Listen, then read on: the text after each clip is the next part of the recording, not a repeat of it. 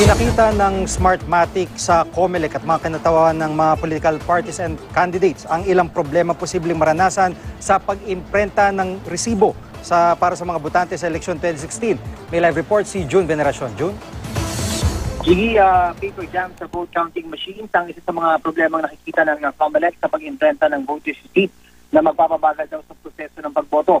Ipinakita ito ng technology provider ng Smartmatic sa pulong ng COMELEC at mga kinatawan ng mga political parties at candidates. Pag nagkamali ng hatak ang botante sa resibo ay magja-jam ito at kailangang i-restart ang makina. Ang buong proseso pwedeng tumagal daw ng 5 minuto. Kaya kailangan daw ng malawakang training sa mga Board of Election Inspectors para paghahanda sa ganitong klaseng problema, ganoon din sa mga botante. Isa pa sa problema, sabi ng COMELEC, wala silang kapangyarihan na puwersahin ng mga botante na huwag ilabas o dalhin ang voters receipt. Kailangan daw kasi nito ng batas. Batas na malinaw na nagsasabi na may parusa ang paglabas ng resibo.